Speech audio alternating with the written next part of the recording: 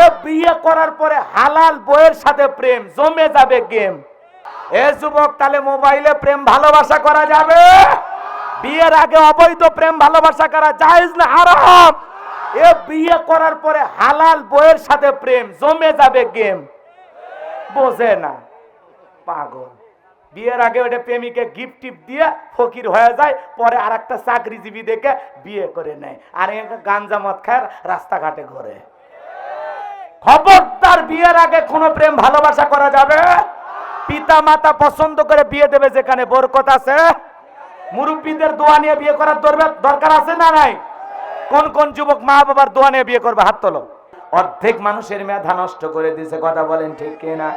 দেশে মোবাইল আইছে, সিটি বন্ধ হইয়াছে, দিওয়ানা বানাইছে, পোলা মায়ার মনের কথা ভাসে বাতাসে। বলবো একটা তাকবীর দেন, লিল্লাহি তাকবীর। দেশে মোবাইল আইছে, সিটি বন্ধ হইয়াছে, দিওয়ানা বানাইছে, পোলা মায়ার মনের কথা ভাসে বাতাসে, পোলা মায়ার মনের কথা ভাসে বাতাসে। ও দেখো পোলা পানের মন বাদা ফেসবুকে এখন, মোবাইলে সেটিং কইরা কাটায় সারাক্ষণ। দেখো পোলা পানের মন বাদা ফেসবুকে এখন, মোবাইলে সেটিং কইরা কাটায় সারাক্ষণ। এই মোবাইল পাইয়া দেখো মদনের মাইয়া, এই মোবাইল পাইয়া দেখো মদনের মাইয়া, কি কাণ্ড ঘটাইছে, স্বামী সংসার রাইখা নাকি পালাইয়া গেছে, স্বামী সংসার রাইখা নাকি পালাইয়া গেছে। হযরত আলীর এই ধমক শুনে ওর ভিতরে কম্পন সৃষ্টি হয়ে গেছে। কথাকে বোঝেন নাই? মানুষ ছোট কিন্তু যে ধমক দিয়েছে, বাপ রে বাপ। এক বাড়িতে চোর ঢুকতেছে, বাড়িওয়ালা হলো ল্যাংরা, দুইটা ভা নাই, কিন্তু বুঝতে পারছে চোর ঢুকছে। কিছু না পারুক, ওই বাড়িওয়ালা যদি একটা হুঙ্কার দেয়, কে রে, চোর থাকবি না, ভাগে দৌড় মারবি। বাড়িওয়ালা যে ল্যাংরা, ওটা টের ভাবে। একটা আওয়াজে অনেক কিছু ঘটে। কিছু না পারেন, একটু চিল্লেন দিন, তাহলে বুঝবো না আপনারা আছেন। কথা কয় না? পারবেন না? চিল্লেনের জন্য রেডি থাকেন, সামনে চিল্লেন লাগবে, মুখের ফেনা তুলে মিছিল করা লাগবে। হ্যাঁ, এত বছর ভোট দিবেন পারেননি, এবার দিবেন তো। কথা কয় না? কারণ কোনোদিন দিনে হয়েছে, কোনোদিন রাতে হয়েছে, জনগণ চিন্তা ভাবনা করার আগে সব হয়ে গেছে। এইবার হলে দেখে দেখে দেখে দেখে, এটা চলবি চলবি না, ওটা চলবি চলবি না, এটা চলবি চলবি না, চিন্তা ভাবনা। 5 জন 10 জন দাঁড়াইবে, এর মধ্যে যাকে যোগ্য মনে হবে, সৎ মনে হবে, নির্ভীক মনে হবে, যাকে ভোট দিলে এলাকায় শান্তি ফিরে আসবে, মানুষ শান্তিতে বসবাস করবে, একজন সৎ, যোগ্য, নির্ভীক, ন্যায় শাসক বাংলাদেশে দরকার, যার কাছে সকল মানুষ নিরাপদে থাকবে। কথা কয় না কে? খালি নিজের দলের লোক ভালোবাসবেন আর অন্য দলের লোক কোল ঠাসা করে রাখবেন। হ্যাঁ, সিয়ার পায়ে জায়গা জমি সব দখল করে নেবেন, ওগুলো করবে না। দখলবাজির রাজনীতি আর এই দেশে চলবে না।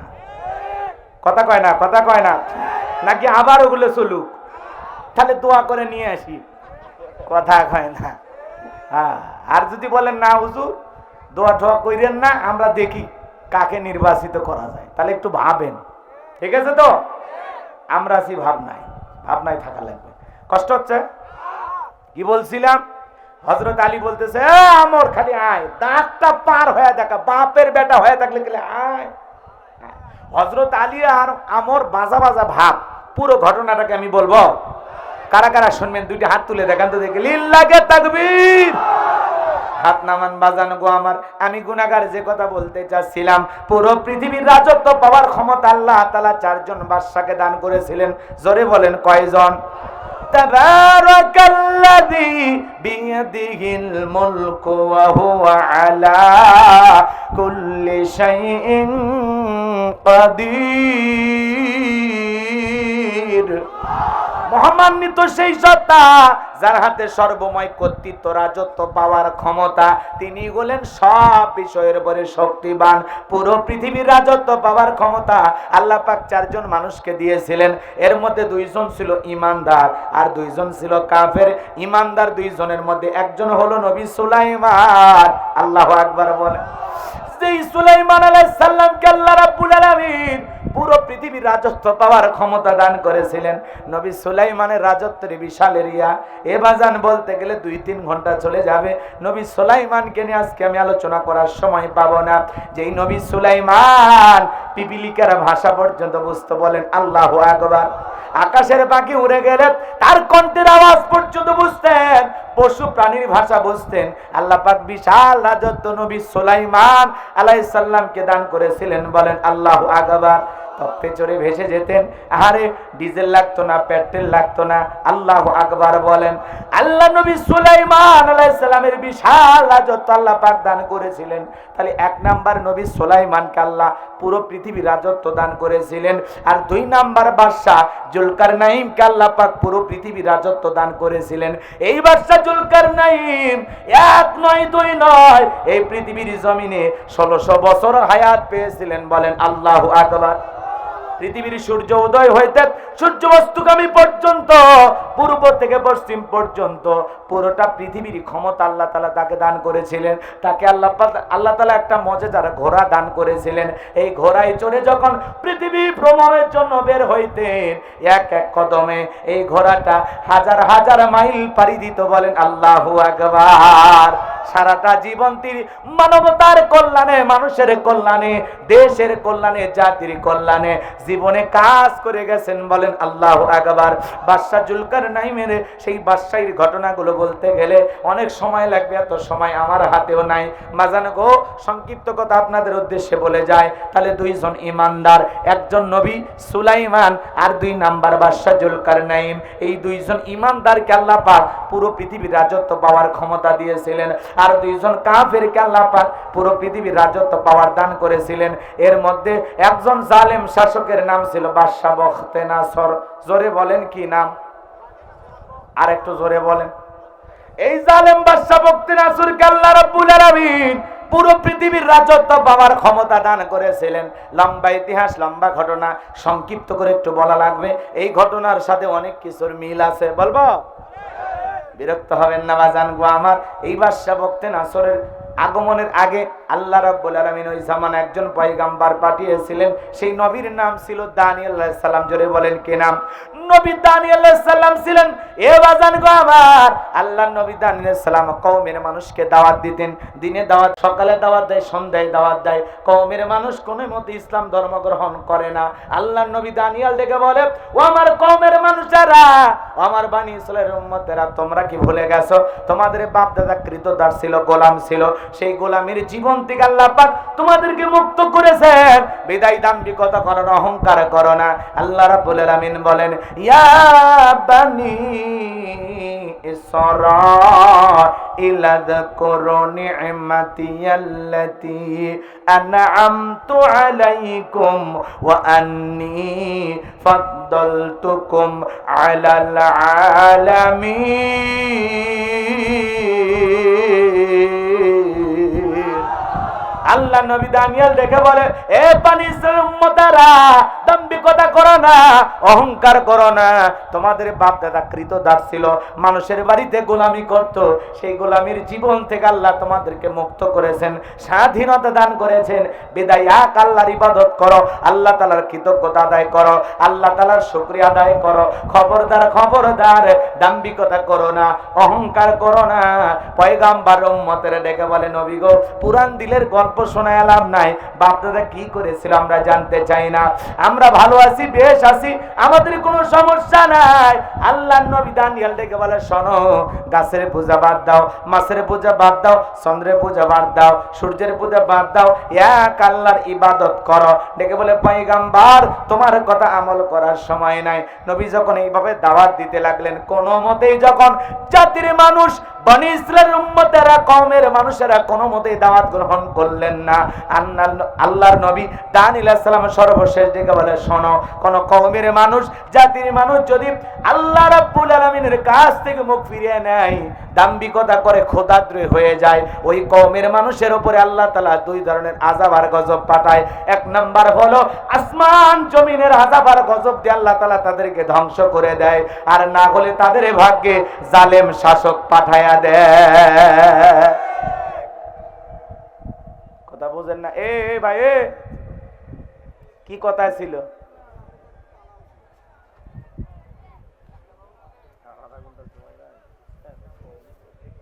খারাপ লাগতেছে? শুরুই তো করিনি, লাইনে উঠতেছি কেবল, একটু অপেক্ষা করেন।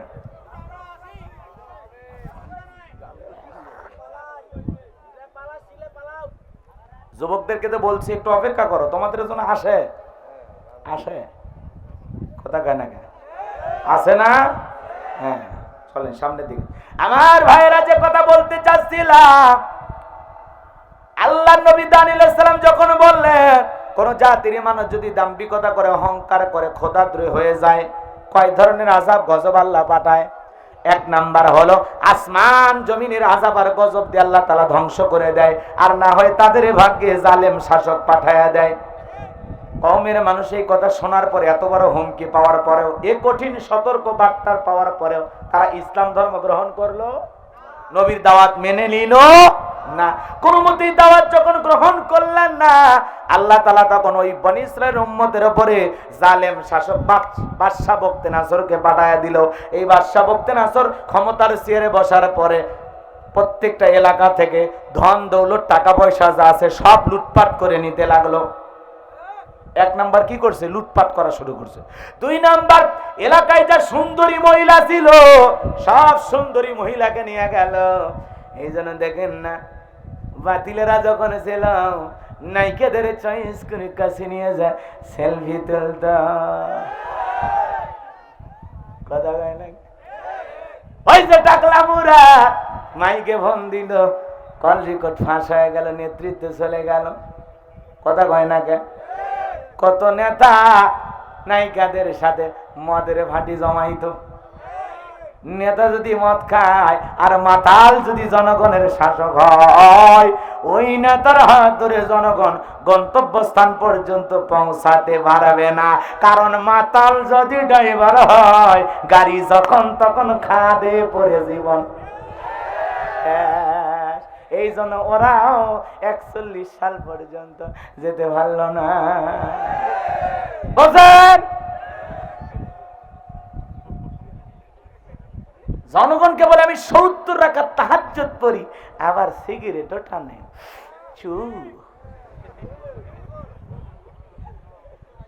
আবার নায়িকা কাছে গেলে গায়ের সাথে ঘেঁষে সেলফি তোলে। এদের লজ্জা আছে? নায়ক নায়িকা অসুস্থ হলে নেতার কাছে অনুদান চাইলে 20 লাখ 30 লাখ টাকার চেক দেয়, যাও সার্জারি করে ভালো হয়ে আসো, আমি আছি। ওরে শয়তান!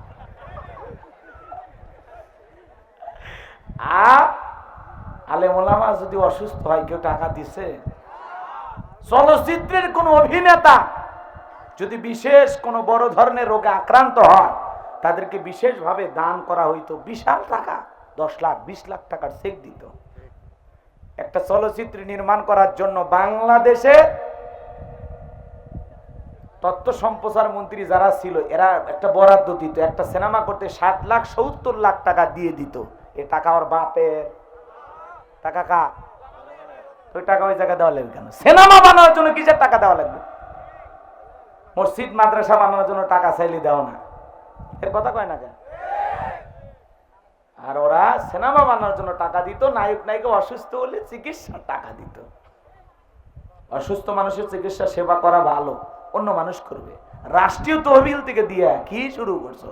রাষ্ট্রের টাকা দিতে হলে রাষ্ট্রের জনগণের অনুমতিও লাগবে। বৈষম্য তো বহু জায়গায় হয়েছে, এই জন্য বৈষম্য বিরোধী ছাত্র আন্দোলনে সব তছনছ হয়ে গেছে।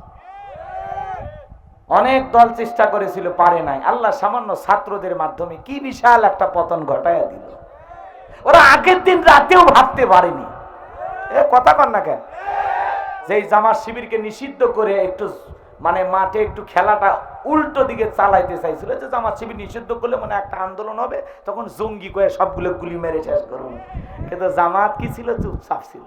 নিষিদ্ধ করেছে, আমরা আগের গতিতে কার্যক্রম চালিয়ে যাব। এখন আবার দেখা যাচ্ছে যে সমস্ত ঢাকা বিশ্ববিদ্যালয়ের ছাত্র ভাইরা নেতৃত্ব দিয়েছেন, যারা নেতৃত্ব দিয়েছিলেন সব বাংলাদেশের ইসলামী ছাত্র শিবির। তসলিমা নাসরিন নাম শোনেননি আপনারা? ইসলামের বিরুদ্ধে কথা বলে বোরকা পরে ভারতে পালিয়ে গিয়ে এখনো ভারত সরকার আশ্রয় দিয়ে রাখছে। কয়েকদিন আগে ফেসবুকে লিখেছে ছাত্র শিবিরকে নিয়ে। কথা কি বুঝতে পারছেন? এ বাজান গো আমার, এই তসলিমা নাসরিন সে বলেছে 108 জন হলো ছাত্র শিবির। কথা কি বুঝতে পারছেন? এজন্য বাজান গো আমার, আসল খেলা কোন জায়গায় ঘুরে গেছে জনগণ আস্তে আস্তে টের পাবে কারা আসল কলকাঠি নেড়েছে। কথা বলেন ঠিক কিনা? তবে আল্লাহ তাআলার কাছে দোয়া, আল্লাহ তাআলার কাছে দোয়া, আল্লাহ তাআলার কাছে দোয়া, আল্লাহ এদেশে একটা বার কোরআনের বিজয় দাও। কথা বলেন ঠিক কিনা? ইসলামের বিজয়, কোরআনের বিজয়, তাহলে শান্তি, তাহলে মুক্তি, তাহলে সকল ধর্মের মানুষ নিরাপদে বসবাস করবে। কোনো হানাহানি, মারামারি, ফিতনা ফাসাদ, টেন্ডারবাজি, সাদাবাজি, ব্রিজের টাকা, কালভার্টের টাকা লুটপাট করে খাওয়া, দোকানের কথা রদ ঢুকে দেবে বাস, এমন নেতার আর জন্ম হবে না।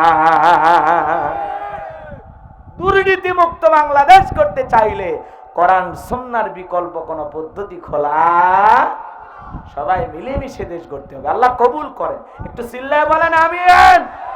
আমার ভাইরা যে কথা বলতে চাচ্ছিলাম, হৃদয়ের কান পেতে শুনে যান।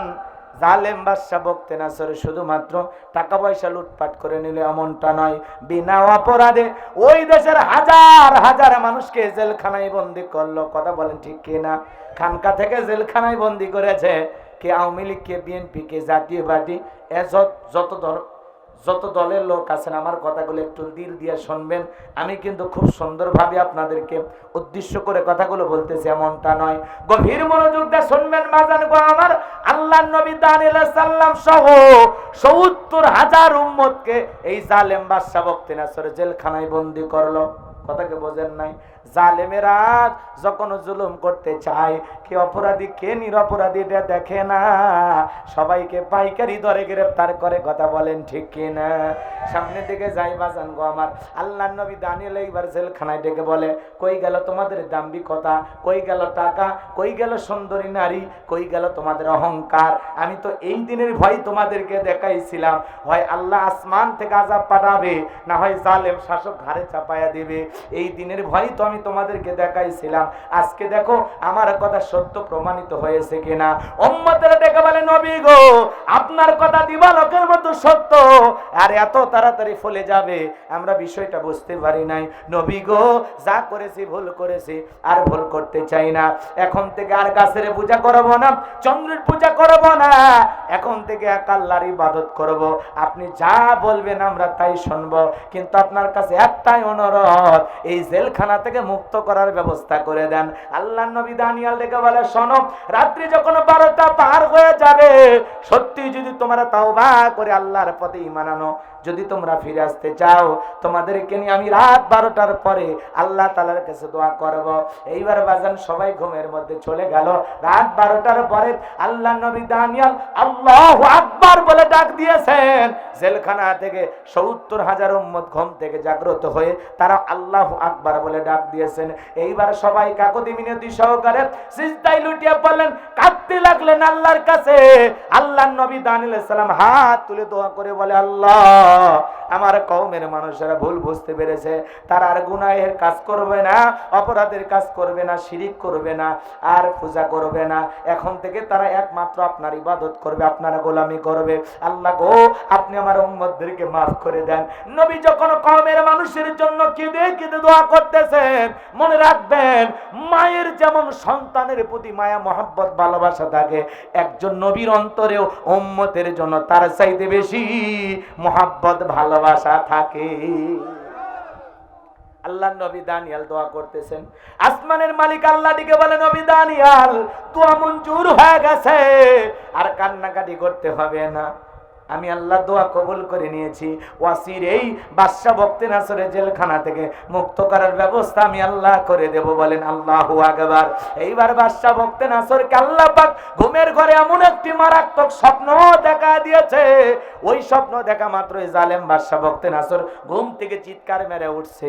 আশেপাশে লোকজন যারা সিকিউরিটি ছিল, পাহারাদার ছিল, নিরাপত্তা কর্মী ছিল, দৌড়ে এসে বলে, নেতা এত জোরে চিৎকার মেলেন, ব্যাপারটা কি? বলে, চেহারা দেখে বোঝো না আমি কতটা ভীত হয়ে গেছি, কতটা আতঙ্কিত হয়েছি। শোনো, আমার রাজ্যের ভিতরে যত স্বপ্নের তাবির কারক আছে, যত স্বপ্নের ব্যাখ্যাকারী আছে, যারা গণক আছে, জ্যোতিষী আছে, সবাইকে নিয়ে আসো। আমি একটা মারাত্মক স্বপ্ন দেখেছি, এই স্বপ্নের কথা তাদেরকে বলবো, আর এই স্বপ্নের ব্যাখ্যা তাদের কাছ থেকে শুনবো। পরের দিন সকালবেলা হাজার হাজার লোকজন বাদশার দরবারে হাজির হয়ে গেছে। এইবার বাদশা বক্তে নাসর যখন স্বপ্নের কথা বলতে যাবে, ওই সময় আল্লাহ রাব্বুল আলামিন বাদশা বক্তে নাসরের মাথার মেমোরি থেকে সমস্ত কথাগুলো নিয়ে যায় আল্লাহর নবী দানিয়েল ইসলামের মাথার মধ্যে ট্রান্সফার করে দিয়েছেন। চিৎকার মেরে বলেন আল্লাহু আকবার। এ যুবক, শেয়ারের মাধ্যমে একটা মোবাইলে যা আছে আর একটা মোবাইলে পার করা যায় কিনা? এই বাদশার মাথার মেমোরির মধ্যে স্বপ্নের যত কথা আছে নবীর মাথার মেমোরির মধ্যে সেভ করে দিলেন তিনি কে? এই ক্ষমতা আল্লাহর আছে না নাই? এইবার জালেম বাদশা বক্তে নাসর যখন স্বপ্নের কথা বলতে যাবে, গতকাল রাত্রিতে আমি কি যেন স্বপ্ন দেখলাম, আর বলতে পারে না, করতেছে, স্বপ্নের কথা ভুলিয়ে দিলেন তিনি কে? আর একটু জোরে বলেন কে? এইবার জালেম বাদশা মুহূর্তের মধ্যে ডায়লগ পরিবর্তন করে বলতেছে, শোনো, গতকাল রাত্রে স্বপ্নে কি দেখেছি সেই কথাও তোমাদেরকে বলতে হবে, স্বপ্নের ব্যাখ্যাও তোমাদেরকে বলতে হবে। জনগণ ডেকে বলে, বাদশা এ তো পাগলামি কথা, স্বপ্ন দেখেছেন আপনি, আমরা কিভাবে বলবো? বাদশা স্বপ্নে কি দেখেছে জনগণ কি জানে? আরে ভাই, এটা তো দূরের কথা, স্বামী স্ত্রী একই খাটে আপনারা ঘুমান, আপনার বউ স্বপ্নে আপনাকে বাদ দিয়া আর একটা ছেলেকে নিয়ে রংপুর চিড়িয়াখানায় বাদাম খাইতেছে। যদি আপনি টের পাইতেন আপনার বউ আপনাকে বাদ দিয়া স্বপ্নে আর একটা ছেলেকে নিয়ে বাদাম খাইতেছে, আপনারা কি করবেন? চুমা খাবেন? কথা কয় না কে? এক লাত্তি মেরে খাটর থেকে ফেলে দেবেন? কথা কয়? আমার ভাত খাইয়া আমার পাশে ঘুম পারে আর একটা ছেলে স্বপ্নে বাদাম খাওয়াইতেছিস? কথা কয় না কে? কি পিটাইতেন না ভালোবাসা শেয়ার করতেন? তাই নাকি কন? আপনাদের যে আওয়াজ তাই নাকি শেয়ার করবেন? কথা কয় না কে? পুরুষ নাকি? আপনার বউ অন্য কারোর সাথে শেয়ার করবেন? জোরে কন। রাগ করতেছেন? আবার আপনি স্বপ্নে আপনার বউকে বাদ দিয়া আর একটা মেয়েকে নিয়ে যায় রংপুর শহরের মধ্যে চটপটির দোকান থেকে ওই জায়গায় বসে আপনারা ফুচকা খাইতেছেন। কথা কয় না? আপনার বউ যদি টের পাইতো আপনারা কি ফুচকা খাওয়াইতে দিত? ঝাঁটা বিটা করতো? কথা কন ঠিক কিনা? তার মানে হুজুর উদাহরণ কেন দিলেন? শোনেন, আপনার বউ স্বপ্নে কি দেখে আপনি স্বামী জানেন, আবার আপনি স্বপ্নে কি দেখেন আপনার বউ জানে না। তার মানে স্বপ্ন তো স্বপ্ন। মাঝে মাঝে স্বপ্নে দেখেন সাপ তারা করেছে, ঘুম থেকে উঠে কি সাপ খুঁজে পাওয়া যায়? মাঝে মাঝে দেখেন আগুন লাগে, বাড়ি ঘর পুড়ে গেছে, ঘুম থেকে উঠে দেখেন না বাড়ি সব ঠিকই আছে। কথা কয় না কেন? মাঝে মাঝে দেখেন স্বপ্নে আপনার কেউ মারি ফেলে দিছে, ঘুমোর থেকে উঠে দেখেন না বেঁচে আছি। কথা কন ঠিক কিনা? স্বপ্ন তো স্বপ্ন। যুবকেরাও স্বপ্ন দেখে। কিছু কিছু যুবক দেখবেন নায়িকাদের ছবি দিয়ে পুরো রুম সাজায় রাখছে, ঘুমানোর আগে একবার নায়িকার চেহারা অর্ধেক মানুষের মেধা নষ্ট করে দিছে। কথা বলেন ঠিক কিনা? দেশে মোবাইল আইছে, সিটি বন্ধ হইয়াছে, দিওয়ানা বানাইছে, পোলা মায়ার মনের কথা ভাসে বাতাসে। বলবো একটা তাকবীর দেন, লিল্লাহি তাকবীর। দেশে মোবাইল আইছে, সিটি বন্ধ হইয়াছে, দিওয়ানা বানাইছে, পোলা মায়ার মনের কথা ভাসে বাতাসে, পোলা মায়ার মনের কথা ভাসে বাতাসে। ও দেখো পোলা পানের মন বাদা ফেসবুকে এখন, মোবাইলে সেটিং কইরা কাটায় সারাক্ষণ। দেখো পোলা পানের মন বাদা ফেসবুকে এখন, মোবাইলে সেটিং কইরা কাটায় সারাক্ষণ। এই মোবাইল পাইয়া দেখো মদনের মাইয়া, এই মোবাইল পাইয়া দেখো মদনের মাইয়া কি কাণ্ড ঘটাইছে, স্বামী সংসার রাইখা নাকি পালাইয়া গেছে, স্বামী সংসার রাইখা নাকি পালাইয়া গেছে। আজকে দেখলাম ভাতিজার সাথে বিয়ে করার জন্য চাচি ভাতিজার বাড়িতে হাজির। আজকের খবর, ব্রেকিং নিউজ।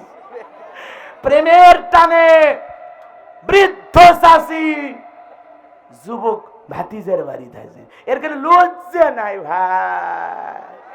স্বামী সংসার রেখে চাচাক বাদ দিয়ে এখন ভাতিজার সাথে বিয়ে বসবি, এই মহিলাক সাইজ করা দরকার। তোমার যখন ভাতিজা কি টার্গেট, বুড়ি হলে বিয়ে। হ্যাঁ, চাচার জীবনও নষ্ট করবে, ভাতিজারও জীবন নষ্ট করবে। কথা কোন ঠিক কিনা? রাগ করতেছে না? কষ্ট হচ্ছে? বিরক্ত হয়েছেন? থাকবি দেন, লিল্লাহি থাকবি, লিল্লাহি থাকবি। দেশে মোবাইল আইছে, সিটি বন্ধ হইয়াছে, দিওয়ানা বানাইছে, পোলা মাইয়ার মনের কথা ভাসে বাতাসে। কথা কনে গা? ও দেখো টিকটক আসিয়া সব গেল ভাসিয়া, আবার টিকটক আসিয়া সব গেল ভাসিয়া, সিদ্দিক সোরা নায়ক হইছে আইডি খুলিয়া। এই মোবাইলে হাই কি জাদু আছে ভাই, এই মোবাইলে হাই কি জাদু আছে ভাই, পোলা পান বুঝাছে, পড়ালেখা তুইলা রাখছে সপ্তম আকাশে, পড়ালেখা তুইলা রাখছে সপ্তম আকাশে। দেশে মোবাইল আইছে, সিটি বন্ধ হইয়াছে, দিওয়ানা বানাইছে, পোলা মাইয়ার মনের কথা আসে বাতাসে। কষ্ট হচ্ছে? এত ডিস্টার্ব করতেছে কে বা? ধরে থাক বা, ধরে থাক, না হলে হ্যাঁ। কষ্ট পাচ্ছেন আপনারা? এ যুবক, তাহলে মোবাইলে প্রেম ভালোবাসা করা যাবে? বিয়ের আগে অবৈধ প্রেম ভালোবাসা করা জায়েজ না হারাম? এ বিয়ে করার পরে হালাল বউয়ের সাথে প্রেম জমে যাবে গেম, বোঝে না পাগল। বিয়ের আগে ওটা প্রেমিকে গিফট টিপ দিয়ে ফকির হয়ে যায়, পরে আর একটা চাকরিজীবী দেখে বিয়ে করে নেয়, আর গাঞ্জা মদ খায় রাস্তাঘাটে ঘোরে। খবরদার, বিয়ের আগে কোনো প্রেম ভালোবাসা করা যাবে? পিতা মাতা পছন্দ করে বিয়ে দেবে যেখানে বরকত আছে, মুরব্বীদের দোয়া নিয়ে বিয়ে করার দরকার আছে না নাই? কোন কোন যুবক মা বাবার দোয়া নিয়ে বিয়ে করবে? হাত তোলো। মনে জান থাকে ভাতিজা, এই বাপে যারা আছেন দেখেন, হ্যাঁ যা হাত নামা, আল্লাহ কবুল করে। জোরে বলেন আমিন। আমার ভাইয়েরা, জালেম বাদশা বক্তে নাসরের কথা মনে আছে না নাই? এইবার ডেকে বলে, স্বপ্নে আমি কি দেখেছি, স্বপ্নের কথা বলতে হবে, স্বপ্নের ব্যাখ্যা বলতে হবে। জনগণ ডেকে বলে, বাদশাহ এ তো পাগলামি কথা, স্বপ্ন আপনি দেখেছেন আমরা কিভাবে বলবো? বাদশাহ ডেকে বলে, কেন, তোমরা নাকি গায়েব জানো? বলেন তো, আল্লাহ ছাড়া দুনিয়ার কেউ কি গায়েব জানে? আরো জোরে বলেন, আল্লাহ ছাড়া দুনিয়ার কেউ গায়েব জানে না। কিন্তু বাংলাদেশের অনেক জায়গায় ভণ্ড পীর বের হয়েছে, ওরা বলে আমরা গায়েব জানি। যে বিশ্বাস বলবে আমি গায়েব জানি, ওরে পিটাইয়া অন্ধকার রুমের ভিতরে এমন পিটান পিটাবেন, পিটাই বলবেন গায়েবী মার দিলাম, কারো কাছে বলবি না, ধ্বংস হয়ে যাবি। আল্লাহ সারা দুনিয়ার কেউ গায়েব জানে? মনে থাকবে তো? নবী রাসূলেরা জানতেন ততটুকু, আল্লাহ ততটুকু জানায় দিতেন। মনে থাকবে? আল্লাহ সারা দুনিয়ার কেউ গায়েব জানে? এই ভণ্ডদের কাছে যাওয়া যাবে না। এক ভণ্ড বের হয়েছে, বলে গাঁজা খাওয়া জায়েজ আছে। নাউজুবিল্লাহ খান, কয় পাগল ছাগল মাজারে গাঁজা খাইতে খাওয়া কি জায়েজ আছে? নাউজুবিল্লাহ বলেন। 2.5 এটা নাকি গাঁজা খাওয়া রাষ্ট্রীয় একটা অনুমতিও আছে, এটা খালি নাকি কোনো সমস্যা নাই, এটা খাওয়া জায়েজ আছে। গাঁজা খাওয়া জায়েজ না হারাম? 2.5 বুঝি না, কিছু বুঝি না, এক দানা খাওয়া যাবে? কথা কয় না কে? মদ খাওয়া জায়েজ? কেউ যদি বলে আমি মদ খাইনি, এই 2-1 ফোঁটা খালি একটু নিয়ে চেখে দেখছিলাম স্বাদটা কেমন, ওই 2-1 ফোঁটা খাওয়াও কি হারাম? জোরে বলেন। যে পীর সাহেব বলবে গাঁজা খাওয়া এক মাইজ ভান্ডারের পীর যার আগে গান গাইছিল, শোনেননি আপনারা? কথা কয় না কে? ওই গান ভুলে গেছেন আপনারা? ওই যেই ভণ্ড গান গাইছিল, আমার মরণ কালে ঢোলবাসি বাজায়ো জাকের ভাইও, মরণ কালে ঢোলবাসি বাজায়ো। ওই ভণ্ড বলতেছে গাঁজা খাওয়া জায়েজ আছে, নাউজুবিল্লাহ কোন। ও আবার আয়াত তিলাওয়াত করে কয় ফাবি আইয়া আল্লাহ রব্বিকুম মাতু কাযিবান। আল্লাহর কোন নিয়ামতকে অস্বীকার করবেন? গাঁজাও নাকি একটা নিয়ামত। কোন তাফসীর কোথায় করতেছে চিন্তা করেন।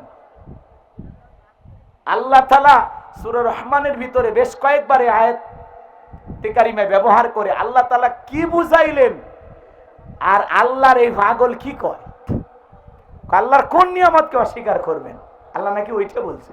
নাউজুবিল্লাহ জোরে বলা যায় না? আল্লাহ সমস্ত ভণ্ডদের হেদায়েত দান করেন। কি হয়েছে? বৃষ্টি আইছে? আরে বাবা হালকা হালকা, ঠিক আছে, আচ্ছা হোক, মেনে নেন। বৃষ্টিতে ভিজে হলে চলবে আজকে, লিল্লাহি তাকবীর। বাজান লম্বা করার সুযোগ নাই, তাহলে ভণ্ডর কাছে যাওয়া যাবে? জোরে বলেন যাওয়া যাবে? এ বাজান গো, আমার সামনের দিকে যাই যে কথা বলতে চাচ্ছিলাম। এইবার বাদশা ডেকে বলে শোনো, আগামী 7 দিনের আলটিমেটাম দিলাম। 7 দিনের মধ্যে স্বপ্নে দেখেছি, স্বপ্নের কথা বলতে হবে, স্বপ্নের ব্যাখ্যা বলতে হবে। জনগণ ডেকে বলে বাদশা 7 দিন কেন, 7 বছর সময় দিলেও সম্ভব নয়। বলে যাও, 7 দিনের মধ্যে বলতে না পারলে সবাইকে চুলিতে চড়াবো, ফাঁসি দিয়ে মারবো। জালেমেরা কিছু না পারলে সর্বশেষে দেয় হুমকি। এ কথা বলেন না কেন? ওরা হুমকি দিয়ে টিকে থাকতে চায়, মাঝে মাঝে হুমকি দিয়েও কোনো কাজ হয় না। আমার ভাইরা, আমি যে কথা বলতে চাচ্ছিলাম, গভীর মনোযোগ দিয়ে কথাগুলো শুনে যান। সামনের দিকে যেতে চায়। এইবার জেলার যখন জেলখানাতে করতেছে, আল্লাহর নবী দানিয়েল থেকে বলে জেলার এইদিকে আসো। দেখে মনে হয় টেনশনে আছে। বলে হ্যাঁ একটু টেনশনে আছি। শোনো, তুমি তোমার বাদশার কানে খবর পৌঁছায় দাও। বাদশা স্বপ্নে কি দেখেছে, স্বপ্নের ব্যাখ্যা আমি জানি, স্বপ্নের কথা আমি বলতে পারি। এইবার জেলার এক দৌড়ে চলে গেছে বাদশার কাছে, যা বলে বাদশা একটা আসামি আছে, নাম হলো দানিয়েল, আপনি স্বপ্নে কি দেখেছেন? স্বপ্নের কথাও জানে, স্বপ্নের ব্যাখ্যাও জানে। জালেম বাদশা বলতে না সরে থেকে বলে বাজান কই, বাজানকে আমার কাছে নিয়ে আসো। ঠেলার নাম বাবাজি। এইবার আল্লাহ নবী দানিয়েলকে যখন ডাক পাঠাইলো, জেলার যা বলে বাদশা তোমাকে ডেকেছে। আল্লাহ নবী দানিয়েল ডেকে বলে শোনো, আমার 70,000 উম্মতকে গ্রেফতার করা হয়েছে, আমার সমস্ত উম্মতকে জেলখানা থেকে বের করে দিলে সবার শেষে আমি জেলখানা থেকে বের হব, এই একটা শর্তে আমি তোমার বাদশার সামনে যাইতে রাজি। এইবার জেলার দৌলে গেল, যা বলে বাদশা যে আপনার স্বপ্নের ব্যাখ্যা জানে, তার একটা শর্ত আছে, তার 70,000 লোককে গ্রেফতার করা হয়েছে, তাদেরকে জেলখানা থেকে বের না করে দেওয়া পর্যন্ত সে আপনার কাছে আসবে না। বাদশা বক্তেনাসর ডেকে বলে ওই বাজান যদি বলে এই জেলখানা কেন, তাম পৃথিবীর জেলখানার আসামি ছেড়ে দিতে রাজি। বাজান যা বলে তুমি তাই করো। বলেন আল্লাহু আকবার। এই জন্য নবীরা হলো উত্তম আদর্শের মানুষ, নবীরা হলো আসল নেতা। বলেন আল্লাহু আকবার। নেতৃত্ব শিখতে হলে নবীদের জীবনী পড়ে শেখা লাগবে।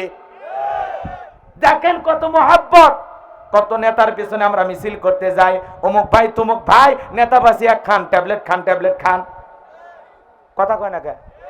অমুক নেতার চরিত্র ফুলের মতো পবিত্র, গাঁজা খাই 5 ওয়াক্ত, গুমসুরিতে পাকা ভক্ত, নামাজ পড়ায় ভক্ত, শয়তানের পাকা ভক্ত। এরকম আছে না নাই? বাপরে বাপ, কই নেতা বাসি একখান। আব্দুল কাদের দুলে ভাই আছে যেখানে, আমরা আছি সেখানে। দুলে ভাই গেছে কবরে, তোমরা কেন ওপরে? খেলা হবে, ওই কাদের কাকার খবর নাই, কথা কন ঠিক না? মন্ত্রীরা সব কোথায় গেল, এমপিরা সব কোথায় গেল, কোথায় কাদের কাকা? ওদের সারা দেশটা বড় লাগে ফাঁকা ফাঁকা। না আজকে আর বেশি বলা যাবে না, কষ্ট হচ্ছে আপনাদের। কই গেল কই পালাবো না। প্রয়োজনে ফখরুল সাহেবের ঠাকুর গায়ের বাসায় যাবে। ফখরুল সাহেব আবার সুযোগ পায় বলতেছে কই কাদের সাহেব আছে, আমি ঠাকুর গায়ে। এই দেশের নেতাদের কথা কয় না কে? কি মজা নিত জনগণকে।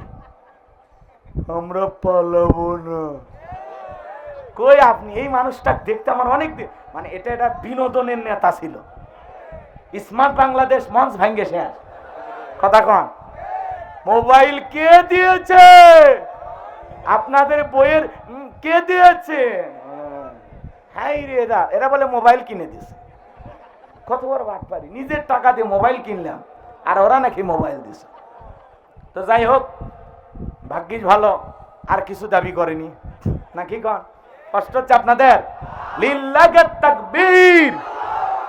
আমার ভাইরা মন খারাপ করবেন না, সামনের দিকে যাই। যে কথা বলতে চাচ্ছিলাম গভীর মনোযোগ দিয়ে শুনবেন। নেতা কারে বলে, নেতৃত্ব কিভাবে দিতে হয় নেতাদের কাছ থেকে শেখা লাগবে এমনটা নয়। নেতৃত্ব শিখতে হলে নবীদের জীবনী থেকে শেখা লাগবে। কথা বলেন ঠিক না? এ বাজান গো আমার, নেতার পিছনে মিছিল করতে যায় দেখবেন রংপুর সাতমাথা থেকে 100 জন গ্রেফতার হয়েছে।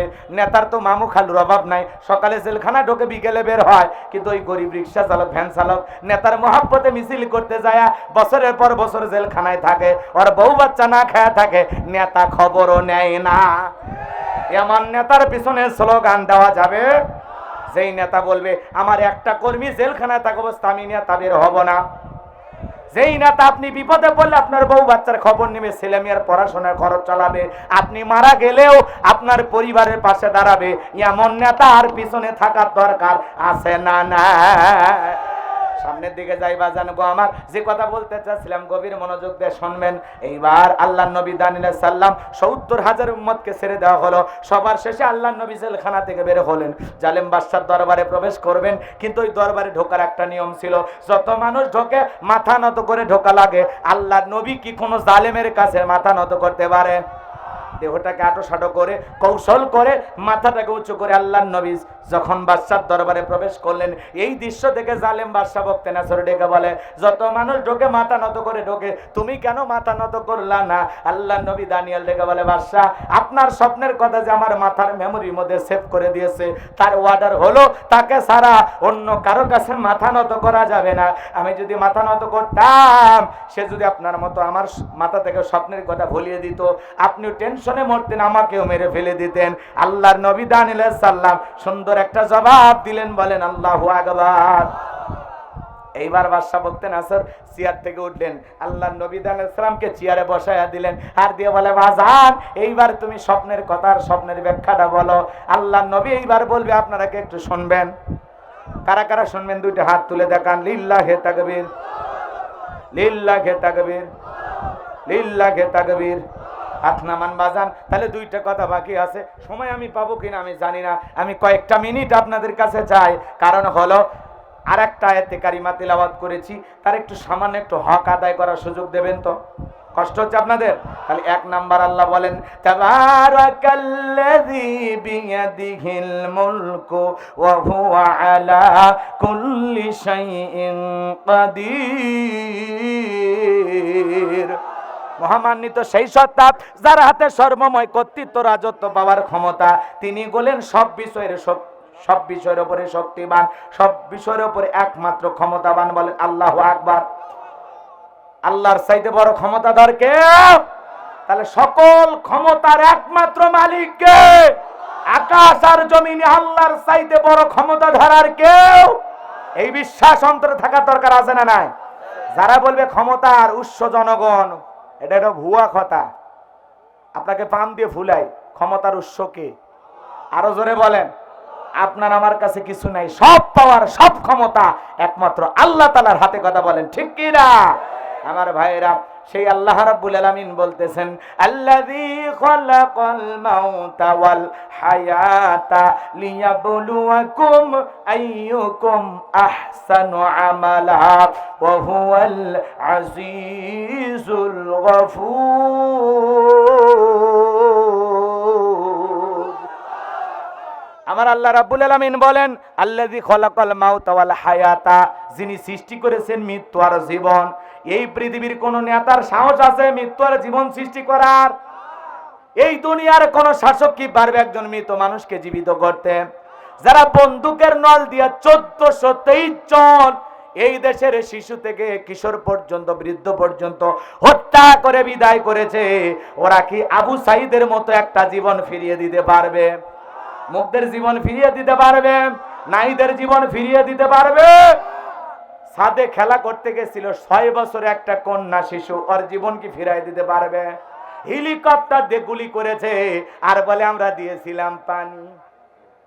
এ কথা কয় না? এই যে পাশে বসে আছে আমার ভাই, 15 বছর বাড়িতে ঘুমাইতে পারে নাই, কথা কন। মনে বড় কষ্ট, এত বড় জুলুম তাদের উপরে হয়েছে, বউ থাকার পরেও বউয়ের কাছে ঘুমানোর ভাগ্য হয়নি। এমন নেতা আছে না নাই? এজন্য ভাইয়েরা আমার, মন খারাপ করবেন না, কষ্ট মনের মধ্যে নেবেন না। ক্ষমতা আল্লাহ তাআলার দেয়া আমানত, নিয়ামত মনে করে যদি জনগণের সাথে ভালো ব্যবহার করে, তাদের মানুষ সারা জীবন স্মরণ রাখবে, ইতিহাসের সোনালী পাতায় তাদের নাম লেখা থাকবে। গভীর মনোযোগ দিয়ে কথাগুলো শ্রবণ করবেন। আল্লাহ তাআলা বলেন, আল্লাযী খলাকাল মাউতা ওয়াল হায়াতা, যিনি সৃষ্টি করেছেন মৃত্যু আর জীবন। জীবন আর মৃত্যু সৃষ্টি করার মালিক কে? আরো জোরে বলেন কে? দুনিয়ার যত বড় নেতা হোক, জো বাইডেন বলেন, ভারতের নরেন্দ্র মোদী দাদা বলেন, আর উত্তর কোরিয়ার প্রেসিডেন্ট কিং জং বলেন, আর মনে করেন রাশিয়ার প্রেসিডেন্ট পুতিন বলেন, এরা যত ক্ষমতাধর হোক না কেন, ওদের যত ক্ষমতা থাক, যত অস্ত্র শস্ত্র থাক, সব আকাশের দিকে তাক করে গুলি মেরে কি আসমান থেকে এক ফোঁটা বৃষ্টি নামাইতে পারবে? জমিনের ভিতরে গুলি মেরে একটা আলু কি বের করতে পারবে? আলু তো দূরের কথা, আলুর পাতাও বের করতে পারবে না, কথা বলেন ঠিক কিনা? এই জন্য আল্লাহ তাআলা বলেন, এই কিসের বাহাদুরি, কিসের মাতবরি? আমি আল্লাহ তাআলা বলতেছি, আল্লাযী খলাকাল মাউতা ওয়াল হায়াতা, যিনি সৃষ্টি করেছেন মৃত্যু আর জীবন। আল্লাহ সর্বপ্রথম মৃত্যুর কথা কেন বললেন? এর পিছনে কারণ আছে না নাই? কুল্লু নাফসিন যায়কাতুল মাউত, প্রত্যেক প্রাণীকেই মৃত্যুর স্বাদ গ্রহণ করা লাগবে। এই মৃত্যুর স্বাদ হলো দুই প্রকারের, বাজান গো। মিষ্টি খাইলে মিঠা লাগে, নিম পাতা খাইলে মনে হয় বেশি মিঠা লাগে। আরেকটু জোরে বলেন, কি লাগে? তিতা লাগে। এ বাজান যারা ইমানদার, তাদের মৃত্যুটা বড় মিঠা। একটা শিশু যেমন মায়ের কোলে দুধ পান করতে করতে ঘুমের মধ্যে চলে যায়, একজন ইমানদার তেমনি ভাবে বিদায় নেবে, বলেন আল্লাহু আকবার। আর যে গুনাহগার পাপাচার, দুনিয়ার নানান অপরাধের আসামি, পা থেকে মাথা পর্যন্ত রুহুটা ছোটাছুটি করবে, পেশাব পায়খানা করে দেবে, চোখগুলো বড় বড় করবে, গালি দেবে, ফাহিশা কথা বলবে, আল্লাহর নাম মুখে আসবে না, কালিমা আসবে না, এমন মানুষেরও বিদায় চোখের সামনে হয় কিনা? মৃত্যু বড় কঠিন বাজার, মৃত্যু থেকে পালানোর কোন রাস্তা খোলা নাই।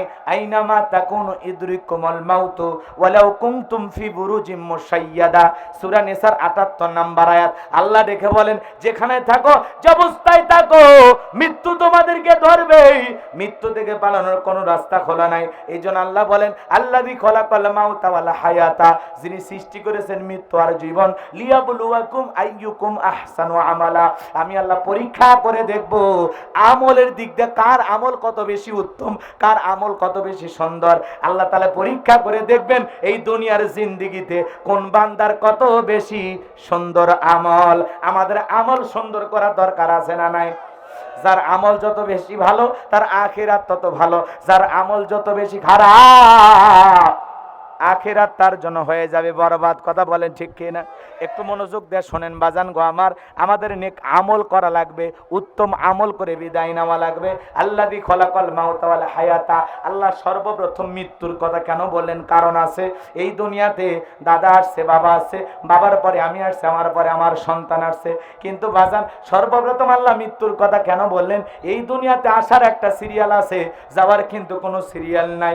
একটা সন্তান দুনিয়াতে আসবে, 9 মাস আগে জানা যায় একটা সন্তান দুনিয়াতে আসবে, কিন্তু একটা মানুষ মারা যাবে 9 সেকেন্ড আগেও কেউ বলতে পারবে না কার কখন মৃত্যুর ঘন্টা বাজবে, বিদায়ের শেষ দিন হাজির হবে, কথা বলেন ঠিক কিনা? এ বাজার গো আমার, দুনিয়াতে দাদা আসছে, দাদার পরে বাবা আসছে, বাবার পরে আমি আসলাম, আমার পরে আমার সন্তান আসলো, কিন্তু যাওয়ার বেলায় দাদার আগে নাতি চলে যায়, বাবার আগে সন্তান চলে যায়। এই দুনিয়াতে কত বাবার কাঁধে সন্তানের লাশ উঠলো, বাবার কাঁধে সন্তানের লাশ, এটা দুনিয়ার সব চাইতে ভারী বোঝা। এখনো কত শহীদের পরিবার কান্না করে। এ বাজার, বাবার কাঁধে সন্তানের লাশ, এটা দুনিয়ার সব চাইতে ভারী বোঝা। আমার ভাইয়েরা, দাদার আগে নাতি চলে যায়, বাবার আগে ছেলে চলে যায়। দেখবেন দুনিয়াতে আসা 20 দিনের শিশুটাও মারা যায়। 80 বছরের বৃদ্ধ দাদা বেঁচে থাকে, 6 বছরের নাতি চলে যায়। 50 বছর থাকে, 20 বছরের টকবকে যুবক ছেলেটা মারা যায়। কার কখন মৃত্যু হবে আমরা কেউ জানি না রে যুবক। রং তামাশায় মেতে আছো, গান বাজনায় ডুবে আছো, পাপের সাগরে ডুবে আছো রে যুবক। তোমার মতো কত যুবক পিকনিক করতে গিয়ে বাস দুর্ঘটনায় মারা গেল। তোমার মতো কত যুবক কক্সবাজারে ঘুরতে গিয়ে মারা গেল। তোমার মতো কত যুবক সকালবেলা মোটরসাইকেল নিয়ে ঘুরতে ঘুরতে একটা সেলফি তুলে ফেসবুকে পোস্ট করলো, সন্ধ্যাবেলায় ট্রাকের তলে যায় লাশ হইয়া বাড়িতে চলে আসলো। কার কখন মৃত্যু হবে আমরা কেউ জানি না। পরকালের প্রস্তুতি গ্রহণ করতে হবে, মৃত্যু ঝট করে চলে আসতে পারে। এ যুবক, কার কখন মৃত্যু হবে আমরা জানি না। ইমানের মৃত্যু যেন নসিব হয়, নেক আমল করে যেন বিদায় নিতে পারি। এই দুনিয়ার জমিন থেকে যেন মাওলা পাকের গোলামি করে বিদায় নিয়ে যেতে পারি। রং তামাশা ছেড়ে দাও, মসজিদমুখী হয়ে যাও, মালিককে সেজদা দাও, পিতামাতার হক আদায় করো, মা বাবার কথা অনুযায়ী চলো। মা বাবার সাথে রাগারাগি করো না, খারাপ ব্যবহার করো না, স্ত্রীকে কষ্ট দিও না, সন্তানদের সাথে খারাপ ব্যবহার করো না, প্রতিবেশীর মনে কষ্ট দিও না, চলতে ফিরতে কোনো মানুষের সাথে খারাপ আচরণ করো না। এমন জীবন করিও গঠন, মরিলে হাসিবে তুমি কাঁদিবে ভবন। মানুষ যেন তোমার জন্য দোয়া করে রে যুবক। হে যুবক, এখনো সময় আছে, নেক আমল দিয়ে জিন্দেগিটা পরিবর্তন করো।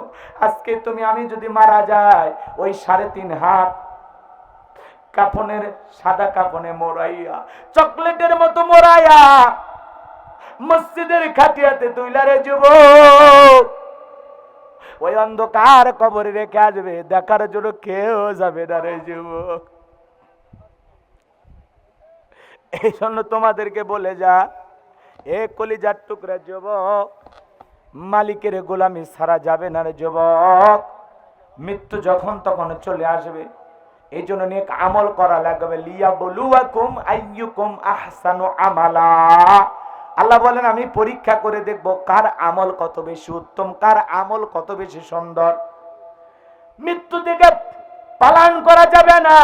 এই 30, 40, 50, 60 বছরের জিন্দেগি যদি নেক আমল দিয়ে সাজাইতে পারি, আল্লাহর গোলামি দিয়ে সাজাইতে পারি, পরকালের চিরস্থায়ী জীবনে নিয়ামতে ভরা জান্নাত দান করবেন কে? এই জন্য নেক আমল করে, আল্লাহর গোলামি করে, 5 ওয়াক্ত সালাত আদায় করে কারা কারা কবরে যাবেন, শেষবারের মতো 2টা হাত তুলে আল্লাহকে একবার দেখান। আল্লাহ আমাদের সবাইকে নেক আমল করা তৌফিক দান করেন। জোরে বলেন আমিন।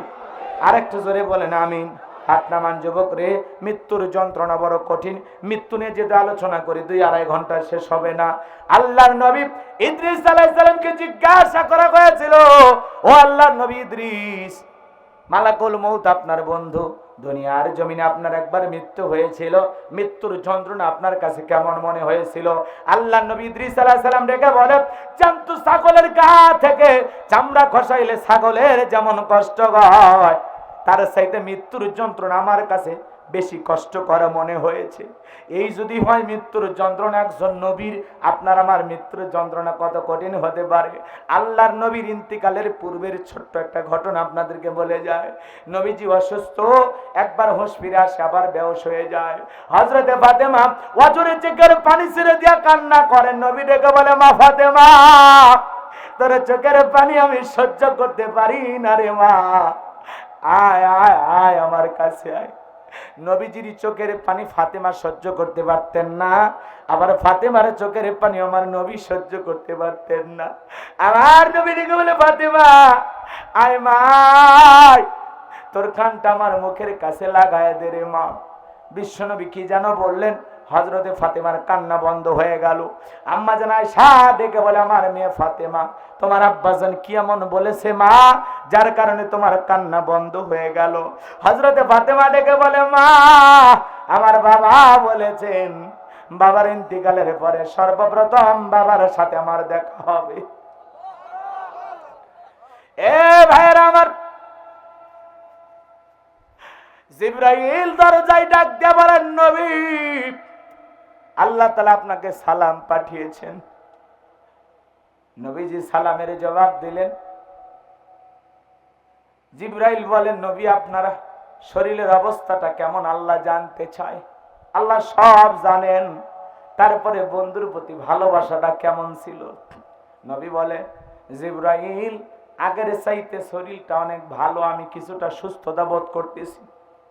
কিছু সময় পরে আবারও জিবরাইল হাজির, দরজায় এসে নক করে ডেকে বলেন, নবী আপনার ঘরে ঢোকার অনুমতি চাই। আমার নবী ডেকে বলে, কেন অনুমতি চাও? বলে, আসমান থেকে আজকে আমি একা আসি নাই নবী, আমার সাথে আর একজন ফেরেশতা এসেছেন, যার নাম হলো মালাকুল মউত, যার নাম হলো আজরাইল। যে ফেরেশতা দুনিয়ার কারো বাড়িতে ঢোকার পারমিশন লাগে না, অনুমতি লাগে না, নবী গো আপনার অনুমতির অপেক্ষায় দাঁড়িয়ে আছে। নবীজি ফাতেমাকে বলে, মা দরজা খুলে দাও। দরজা খুলে দিল। এইবার মালাকুল মউত রাসূলকে সালাম দিলেন, আসসালামু আলাইকুম ইয়া রাসূলুল্লাহ ইয়া হাবিবাল্লাহ। নবীজি সালামের জবাব দিলেন। মালাকুল মউত ডেকে বলে, নবী আল্লাহ তাআলা আপনার কাছে আমাকে পাঠিয়েছেন, আপনি যদি অনুমতি দেন গো নবী, আপনার জানটা আমি কবজ করব, রূহটা বের করব। আপনি যদি অনুমতি দেন, অনুমতি না দেন গো নবী, আমার আল্লাহ বলেছেন আর দেরি করবি না। ফিরে যাওয়ার অনুমতি আছে নবী। আমার নবী ডেকে বলে, মালাকুল মউত আজকে যদি চলে যাও আর কি কোনোদিন আসবা না? বলে, আবার আল্লাহ যেদিন ওয়ার্ডার দিবেন সেদিন আসবো গো নবী। আমার নবী ডেকে বলে, মালাকুল মউত আর আসতে হবে না, আমার জান তুমি কবজ করতে পারো। অনুমতি যখন দিলেন, বিশ্ব নবী রূহটা বের করার জন্য যখন মালাকুল মউত হাত নবীজির বুকের উপরে রেখে দিয়েছেন, আমার নবী ডেকে বলে, মালাকুল মউত রে তাড়াতাড়ি আমার বুকের উপর থেকে হাতটা নামায় নে, আমি নবী সহ্য করতে পারি না। আমার নবী ডেকে বলে, মালাকুল মউত এই যদি হয় মৃত্যুর যন্ত্রণা, আমার উম্মতরা সহ্য করতে পারবে না রে। এ মালাকুল মউত আমার উম্মতরা সহ্য করতে পারবে না। ডেকে বলে, নবী বিশ্বাস করেন, আমার আল্লাহ বারবার বলেছে, মালাকুল মউত কোনদিন আমি তোরে কিছু বলি নাই, কিন্তু আজকে আমার বন্ধুর জানটা কবজ করতে যাইতেছিস রে। এ মালাকুল মউত খবরদার আমার বন্ধুর সাথে যেন কোনো বেয়াদবি না হয়। ও নবী বিশ্বাস করেন গো নবী, দুনিয়ার সব চাইতে কম কষ্ট দিয়া আপনার রূহটা বের করা আমি চেষ্টা করতেছি গো নবী। আমার নবী বলে মালাকুল মউত এই যদি হয় মৃত্যুর সব চাইতে কম যন্ত্রণা, আমার উম্মতরা সহ্য করতে পারবে না রে মালাকুল মউত। এ মালাকুল মউত আমার ওয়াদা দে, আমার উম্মতের জানটা বের করার সময় কষ্ট দিবি না, ইহসান করবি, দয়া করবি। মালাকুল মউত, এ মালাকুল মউত বল বল আমার কাছে বল, কেমন নবী পাইছি মৃত্যুর আগেও উম্মতের কথা ভুলে যায় নাই। আল্লাহু আকবার। এ নবীর আশিকেরা, পাগলেরা, এ রংপুরের বাবাজিরা, কাল লাগায়া কথাটা শুনে যান। মালাকুল মউত ডেকে বলে, নবী আপনার উম্মতের মধ্যে যারা ঈমানদার হবে, যারা আপনার আদর্শের পথে চলবে, নবী আপনার রেখে যাওয়া পথ মোতাবেক চলবে, আপনার আদর্শ জীবনে ধারণ করবে, বাস্তবায়ন করবে গো নবী, কথা দিলাম গো নবী, তাদের জানটা বের করার সময় আমি তাদেরকে কম কষ্ট দেব। বলেন আল্লাহু আকবার। এইবার দ্বিতীয়বার যখন আবার নবীর রূহটা বের করার জন্য হাত রেখে দিয়েছেন, আমার নবী ডেকে বলে, মালাকুল মউত সহ্য করতে পারি না রে। এ মালাকুল মউত তাড়াতাড়ি হাতটা আমার বুকের উপর থেকে নামায় না। আমার নবী কেঁদে কেঁদে বলে, এ মালাকুল মউত আজরাইল, আমার কাছে মনে হয় আমার বুকের উপরে পাহাড় চেপে ধরা হয়েছে। নবীর কাছে যদি মৃত্যুর যন্ত্রণা এমন মনে হয়, ও রংপুরের বাবাজিরা, আপনার আমার মৃত্যুর যন্ত্রণা কত কঠিন, কত ভয়ঙ্কর হতে পারে। সেই মৃত্যু আসার আগে নেক আমলের জিন্দেগি করতে হবে, কোরআন ওয়ালা জিন্দেগি করতে হবে। ইহদিনাস সিরাতাল মুস্তাকিম, সিরাতাল মুস্তাকিমের প্রতীক হইতে হবে। রং তামাশা ছেড়ে দেন, মালিকের গোলামিতে জিন্দেগি কাটায়া দেন। 50-60 বছরের জিন্দেগি কোনো না কোনো ভাবে কেটে যাবে। 15-20 বছর আমরা ইবাদত বন্দগি করতে পারি নাই। শিশুকাল, যৌবনকাল, বিয়ের রং পিড়িতে চলে গেল। এখন যুবক বিয়ে করেছো, ইবাদতে মনোযোগ হয়ে যাও। বলে হুজুর আর কিছুদিন যাক, নতুন বিয়ে করেছি, হাতের মেহেদিটা শুকাই নাই। তোমার মতো কত যুবক বিয়ে করেছে, বউ নিয়ে যাইতেছে, বাসর ঘরে সাজানো আছে, কিন্তু ট্রেন এসে ধাক্কা মাইরা জিন্দিগিটা শেষ হয়ে গেছে, মৃত্যু চলে আসছে। বিয়ে করছে, কবুল বলছে, বাসর ঘর পর্যন্ত পৌঁছানোর ভাগ্য হয় নাই। তোমার মতো কত যুবক বিয়ে করেছে, আজকে বরযাত্রী সেজে বউ আনতে যাবে, মাঝপথে মারা গেছে। তোমার মতো কত যুবক বিয়ে করেছে, বউয়ের জন্য একটা কেক কাটতে গেছে, কেক নিতে গেছে, বাসর ঘরে বউকে নিয়ে একটু কেক কাটে উদযাপন করবে নতুন জীবন, তার আগেই মারা গেছে। তোমার মতো কত যুবক বিয়ে করেছে, আজকে বাসর রাত হয়ে গেছে, সকালবেলা বাজার করতে গেছে, লাশ হয়ে বাড়িতে ফিরছে। তোমার মতো কত যুবক অকালে জীবনটা চলে যাচ্ছে। এই জন্য যুবক, তুমি যে বিয়ে করবা, বাচ্চা হবে, সন্তান বড় হবে, দাদার বয়সী হইবা, এই যে লম্বা চিন্তা ভাবনা করতেছো, লম্বা হায়াতের আশায় বসে আছো। তোমার মতো কত যুবক এসএসসি দাখিল পরীক্ষা দিয়েছে, রেজাল্ট হবে আগামীকাল, আজকেই মারা গেছে। কথা বলেন ঠিক কিনা? তোমার মতো কত যুবক অকালে চলে গেল। তোমার মতো কত যুবক অকালে জানটা হারিয়ে ফেললো। এই জন্য তোমাদের সকলের প্রতি আমার অনুরোধ, মালিকের গোলামি করে, ইবাদত করে, আল্লাহর পছন্দের গোলাম হয়ে বাকিটা জিন্দেগি কারা কারা কাটাবেন, দুইটা হাত তুলে শেষবারের মতো আল্লাহকে দেখান। আল্লাহ আমার কলিজার টুকরা যুবকদেরকে হেদায়েতের নূর দান করো। আল্লাহ কোরআন সুন্নাহর সঠিক বোঝ দান করো। ইসলামী আন্দোলনের কর্মী বানায় দাও। এদেশকে সুরক্ষিত রাখার জন্য মিলেমিশে বসবাস করার তৌফিক দাও। এদেশের শান্তি ফিরায় দাও। সবাইকে 5 ওয়াক্ত নামাজি বানায় দাও। এ মাদ্রাসার প্রতি মহব্বত ভালোবাসা বাড়ায় দাও। আজকের মাহফিলকে আল্লাহ তুমি কবুল করে নাও। জোরে বলেন আমিন। ওই দুইটা কথা বলতে গেলে আমার আরো আধা ঘন্টা 1 ঘন্টা আলোচনা করা লাগবে। এত রাত পর্যন্ত কথা বলার ধৈর্য আমার নাই। আর আপনারা অন্ধকারে যে ফাঁকি দিয়েছেন, ভালোবাসা এমনিতেই কমে গেছে, এজন্য আর কষ্ট দেব না। দোয়া করে দিই বাবা, বেঁচে থাকলে আবারও কোথাও দেখা হবে, বাকি কথা ওখানে হবে ইনশাল্লাহ। 11 তারিখে আসবেন তো ইনশাল্লাহ? আল্লাহ খুব। আর বাজান 1:20 বাজে, বাজান 1টা বলেছিলেন না, 1:20 বাজে। হ্যাঁ না বাজান, না না বাবাজি, না। এই যে মহাব্বত ভালোবাসা পর্যন্ত থাক, শুনলাম অনেক, আমল করলাম না, এরকম যেন না হয়। অন্তত মৃত্যুর ভয়ে, পরকালের ভয়ে মসজিদমুখী হবেন তো ইনশাল্লাহ? মালিককে সিজদা দিবেন তো ইনশাল্লাহ?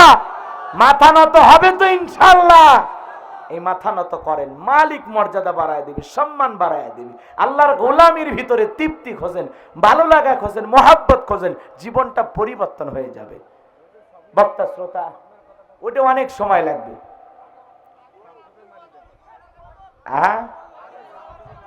গজল আর না বাবা, আমি তো বললাম স্বপ্নের কথা একটু বললে হবে না, ওই স্বপ্ন বলতে হবে, স্বপ্নের ব্যাখ্যা বলতে হবে, আবার ওই ব্যাখ্যাটা ভেঙে ভেঙে দিতে হবে, বুঝলেন নাই? আচ্ছা, হযরত আলীর কথাটা 1 মিনিটে বলে দিয়েছে, ঠিক আছে? একটা বলি, আচ্ছা ঠিক আছে, বুঝতে পারছি। হযরত আলীটা বলে দেয়, তাই না? হযরত আলী কি বলতেছে? কাফেরের বেটা আমর, আয় দাগটা পার হয়ে দেখ, আয় আল্লাহু আকবার বলে। সাদিক গোসাই না, এদিক খেয়াল করেন, কষ্ট হচ্ছে আপনাদের? হযরত আলী যখন বলেছেন দাগটা পার হয়ে দেখায়, এইবারে 1 পা সামনে আসে, 3 পা পিছনে যায়। এমত অবস্থায় হযরত আলী তাকায় দেখে তার কাঁধে থাকা 3.5 মণ ওজনের তরবারি আল্লাহ কাঠের তক্তা বানাইছে। সুবহানাল্লাহ বলবেন না? শক্তি কমলো না বাড়লো? এইবার এক পা দু পা সামনে আসে, আস্তে আস্তে আস্তে আস্তে যখন দাগ বরাবর আসছে, হযরত আলীর হাতে থাকা তরবারি শুধুমাত্র হযরত আলী কাঁধ বরাবর ঠেকাইতে দেরি আমার আল্লাহ এই জালেমের দেহ থেকে কাল্লাটা আলাদা করতে দেরি করে নাই। বলেন আল্লাহু আকবার। এইবার হযরত আলী তরবারি নিয়ে মারছে দৌড়। নবীজির কাছে যা বলে, নবী আমি মারি নাই। আমার নবী বলে তুমি চুপ করো। এই কথাটা রাসূল ভেঙে দিয়েছিলেন অনেক বছর, আরো ঘটনা আছে, আমি এদিকে যাব না। শুধুমাত্র এতটুকু বলতে চাই, হযরত আলী শুধুমাত্র তরবারিটা আঘাত করার জন্য, মারার জন্য কাঁধ বরাবর ঠেকাইছেন। হযরত আলী তরবারি ঠেকাইতে দেরি, আমার আল্লাহ দেহ থেকে কাল্লাটা ফেলাইতে দেরি করে নাই। এই জন্য নিয়ম হলো, আপনি আল্লাহর জমিনে আল্লাহর দ্বীনকে প্রতিষ্ঠিত করার জন্য একাই এগিয়ে যাবেন, আপনার পেছনে হাজার হাজার জনগণ তৈরি করে দেবেন। তিনি কে? আল্লাহর সাহায্য কখন আসবে? এমনি আসবে, যখন তখন আসবে, সংখ্যায় কম, ভয় পাওয়ার কোনো কারণ নাই। চলতে চলতে সংখ্যা বিপুল পরিমাণে বাড়িয়ে দিবেন। তিনি কে? হযরত আলী শুধুমাত্র তরবারি ঠেকাইছেন, দেহ থেকে কাল্লা ফেলা দিয়েছেন কে? এই জন্য আমার আল্লাহ ডেকে বলে, আমার নাম আল্লাহ। যারা দিতে চাই আমি আমার রাসূলের সাথে পাল্লা, আমি আল্লাহ রাখি না তাদের ঘরের কাল্লা। চিৎকার মেরে বলেন সুবহানাল্লাহ। আল্লাহর সাথে পাল্লা দিয়া জালেমেরা টিকতে পারে না। আল্লাহ নমরুদকে বিদায় করেছেন ল্যাংড়া মশার কামড় দিয়া, জুতার বাড়ি খাওয়াইয়া। ফিরাউনকে বিদায় করেছেন নীল দরিয়ার পানি খাওয়াইয়া চুবাইয়া। আবু জেহেলকে বিদায় করেছেন 11 বছরে 13 বছরের বালক দিয়া। আজও পৃথিবীতে জালেমের জন্ম হবে, এদেরকেও আল্লাহ তাআলা নমরুদ ফিরাউনের মতোই পরাজিত করবে, তাদেরকেও আল্লাহ তাআলা বিদায় করবে। কথা বলেন ঠিক কিনা? আল্লাহ পাক আমাদের সবাইকে সঠিক কথাগুলো বোঝার তৌফিক দান করুন, বাস্তব জীবনে আমল করা তৌফিক দান করুন। বেঁচে থাকলে আবারও দেখা হবে। সকলে সুস্বাস্থ্য দীর্ঘায়ু কামনা করে আমার আলোচনা এখানে ইতি টানছি। ওয়া আখিরি দাওয়ানা আনিল হামদুলিল্লাহি রাব্বিল আলামিন। সকলে আমার সাথে দরুদ ইব্রাহিম পড়েন। আল্লাহুম্মা সাল্লি আলা মুহাম্মদ ওয়া আলা আলি মুহাম্মদ কামা সাল্লাইতা আলা ইব্রাহিম ওয়া আলা আলি ইব্রাহিম ইন্নাকা হামিদুম মাজিদ। আল্লাহুম্মা বারিক আলা মুহাম্মদ ওয়া আলা আলি মুহাম্মদ কামা বারাকতা আলা ইব্রাহিম ওয়া আলা আলি ইব্রাহিম ইন্নাকা হামিদুম মাজিদ। ভাই কিছু বলবেন? আর কিছু বলার নাই না? মাদ্রাসার হুজুর কই? হুজুর কিছু বলবেন? ভাই জানো নাম কি?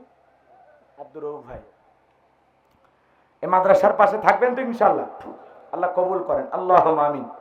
রব্বানা যালামনা আনফুসানা ওয়া ইল্লাম তাগফির লানা ওয়া তারহামনা লানাকুনান্না মিনাল খাসিরিন। তারবিয়াতুন নিসা দারুস সুন্নাহ বালিকা মাদ্রাসার উদ্যোগে আজকে মুমিনপুর গ্রাম থেকে আজকের মাহফিলের সভাপতি জনাব আলহাজ মোহাম্মদ মিনহাজুল ইসলাম মিনহাজ, সহসভাপতি জনাব মোহাম্মদ মাহবুব আলম, আজকের মাহফিলের প্রধান অতিথি জনাব মোহাম্মদ আনিসুর রহমান, প্রধান মেহমান জনাব মোহাম্মদ আমজাদ হোসেন, পৃষ্ঠপোষকতায় জনাব মোহাম্মদ শরীফুল ইসলাম শরীফ। এছাড়া অন্যান্য অতিথিবৃন্দদেরকে আল্লাহ কবুল করেন, আলোচনাকে ধন্য করেছেন। আমার প্রিয় ভাই হযরত মাওলানা মোহাম্মদ মুমিনুল ইসলাম, যার মাধ্যমে আমি এখানে এসেছি, আলোচনাকে ধন্য করেছেন হযরত মাওলানা মুফতি মোহাম্মদ শহীদুল ইসলাম মাদানী। আল্লাহ তোমার গোলামদের কণ্ঠ তুমি কবুল করে নাও। আজকের মাহফিলে যত অতিথি হাত তুলেছে আল্লাহ সবাইকে দুনিয়া আখিরাতে উত্তম জাযা দান করো। আজকের মাহফিলে যত মানুষ আমার সাথে হাত তুলে ধরেছে, তাকায় দেখো মালিক, কত দাড়ি পাকা মুরব্বীরা হাত তুলেছে, যুবকেরা হাত তুলেছে, হাজী সাহেবেরা হাত তুলেছে, আলেম ওলামা হাত তুলেছে, মাদ্রাসার ছাত্র ছাত্রীরা হাত তুলেছে, পর্দানিশী মা বোনেরা হাত তুলেছে। আল্লাহ যার হাত দুখানা পছন্দ হয় সে হাতের বদলতে আজকের দোয়াকে কবুল আর মঞ্জুর করে না। রব্বুল আলামিন আজকের মাহফিলে নগদে বাকিতে যত মানুষ টাকা পয়সা দান করেছে আল্লাহ কবুল করে নাও। এ দানের উসিলা করে কঠিন কিয়ামতের ময়দানে তোমার আরশের নিচে ছায়া দান করিও। রাসূলের সুপারিশে তোমার দয়ায় জান্নাতে যাওয়ার সৌভাগ্য দান করিও গো আল্লাহ। কিচ্ছুই চাই না, কিয়ামতে আমাদের সবাইকে মাফ করে দিয়া জান্নাতের ফয়সালা করে দিও আল্লাহ রব্বুল আলামিন। পাশে বসে আছেন আমার শরীফুল ইসলাম শরীফ ভাই, বাবাকে হারিয়েছেন, মা অসুস্থ, কলিজার টুকরা সন্তানেরা আল্লাহ তাআলা কোরআন পড়নেওয়ালা হয়েছে, কোরআন সিনার ভিতরে ধারণ করেছে। আল্লাহ তার সন্তানদেরকে আলেম হিসেবে কবুল করে নেন, বাবার মতো সম্মানিত মানুষ হিসেবে কবুল করে নেন। পাশে বসে আছেন আমার বিএনপির একজন নেতা ভাই, 15টা বছর জুলুমের শিকার। আল্লাহ তাআলা আমার ভাইয়ের হায়াত বাড়ায় দেন। মাদ্রাসার সম্মানিত মুহাতামিম মাওলানা আব্দুর রউফ ভাইকে আল্লাহ কবুল করেন, হায়াত বাড়ায় দেন, জিন্দেগির গুনাহগুলো মাফ করে দেন, এই মাদ্রাসা সুন্দরভাবে পরিচালনা করার তৌফিক দিয়ে দেন। পাশে একটা ছেলে মাদ্রাসা আছে, আল্লাহ এই মাদ্রাসাকে তুমি কবুল করো, মাদ্রাসার ওস্তাদ ছাত্রদের কবুল করে নাও। আমরা যারা হাত তুলে ধরেছি আল্লাহ, অনেকের মা নাই, বাবা নাই, এতিম বানায় কবরে চলে গেছে। জনম দুঃখিনী মায়ের কথাকে ভোলা যায়, আদরের বাবার কথাকে ভোলা যায়। ওই জনম দুঃখিনী মা বাবার কবরে আর সবটুকু পৌঁছায় দাও, মা বাবার কবর জান্নাতের বাগান বানায় দাও। রব্বির হামহুমা কামা রব্বায়ানি সগীরা, রব্বির হামহুমা কামা রব্বায়ানি সগীরা।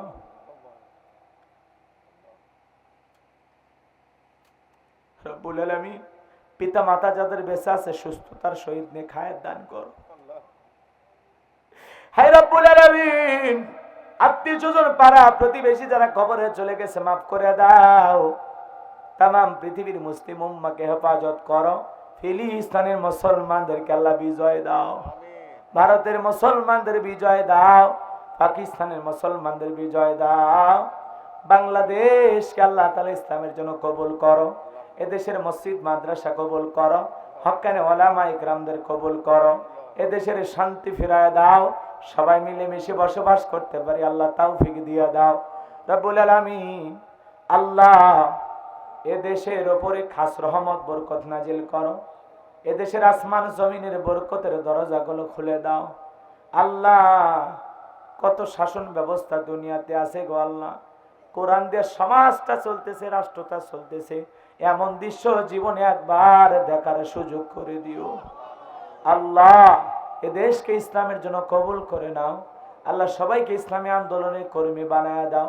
বিগত বছরে যারা জুলুমের শিকার হয়েছে আল্লাহ তাদেরকে ধৈর্য ধারণ করার তৌফিক দাও। যারা জুলুম করেছে তাদেরকে অনেকে মাফ করে দিয়েছে আল্লাহ, বিশেষ করে যারা বড় জালেম বড় জুলুমকারী আল্লাহ, ভাগ্যে হেদায়েত থাকলে হেদায়েত দান করেন, হেদায়েত না থাকলে জালেমদেরকে যেভাবে ধ্বংস করেছেন তাদেরকে ধ্বংস করে দেন আল্লাহ। এদেশকে আমরা বড় মহাব্বত করি, ভালোবাসি, মিলেমিশে আমরা বসবাস করতে চাই। দেশের অর্থনীতির চাকা ঘোরায় দাও আল্লাহ, আমাদেরকে আবারও স্বাবলম্বী বানায় দাও আল্লাহ। এদেশের যাকাত ভিত্তিক অর্থনীতি চালু করে দাও আল্লাহ, এদেশের যাকাত ভিত্তিক অর্থনীতি চালু করে দাও। মিডিয়ার ভাইদেরকে আল্লাহ এই কথাগুলো সঠিকভাবে প্রচার করার তৌফিক দাও। যারা বাজে নিয়তে কথাগুলো প্রচার করে আল্লাহ তাদের তুমি হেদায়েত দান করো। সাদিককে কবুল করো, হারুন ভাইকে কবুল করেন, আব্দুর রহিম ভাইকে কবুল করেন। জিন্দেগীর টেনশনগুলো দূর করে শান্তির ফয়সালা করে দাও। আমার পরিবার পরিজন যারা আছে আল্লাহ কবুল করো। কলিজার টুকরা সন্তান যারা আছে দিনের জন্য কবুল করে নাও। সুস্থতার সহিত নেখান দান করো। আমার মা বেশ কয়েক মাস ধরে অসুস্থ, চলতে পারে না আল্লাহ, আমার মাকে শেফায়ে কামেলা আজেলা দান করো।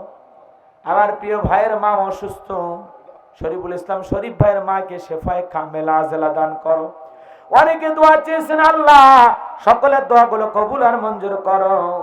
তরুণ আলোচক হযরত মাওলানা মমিনুল ইসলামকে কবুল করো, আকিমুল ভাইকে কবুল করো, রংপুরের যত আলেম আছে কবুল করো, সারা বাংলাদেশে যত বক্তা আলেম ওলামা আছে সকলের কণ্ঠ দ্বীনের জন্য কবুল করে নাও রব্বুল আলামিন। আমাদের প্রিয় মিজানুর রহমান আজহারী ভাইকে ফেরত আসার ব্যবস্থা করে দাও। কোরআনের পাখি আল্লামা সাইদি হুজুরকে আমরা হারিয়েছি আল্লাহ, যার কণ্ঠে আর কোরআনের কথা আমরা কোনোদিন শুনতে পাবো না আল্লাহ কোরআনের পাখির কবরটা জান্নাতের বাগান বানায় দাও। তোমার গোলামকে জান্নাতের উচ্চ মাকাম দান করো। বাবুনগরী হুজুর, শফি হুজুর, জুবাইর আহমেদ আনসারী হুজুর সহ, নূর হোসেন কাসিম হুজুর সহ যত ওলামায়ে কেরাম, দিনের দায়ীরা, আমাদের প্রিয় রাহাবারেরা, আজিজুল হক রহমতুল্লাহ আলাই, আমিনী রহমতুল্লাহ আলাই সহ যত আলেম ওলামা বিদায় নিয়েছে, আল্লাহ এদেশের যারা মাথা ছিল, আমাদের মাথার তাজ ছিল, রাব্বুল আলামিন আল্লাহ তোমার গোলামদের তুমি জান্নাতের উচ্চ মাকাম দান করিও। আল্লাহ এদেশের উপরে খাস রহমত বরকত নাজিল করো, এলাকাবাসীর উপর খাস রহমত বরকত নাজিল করো।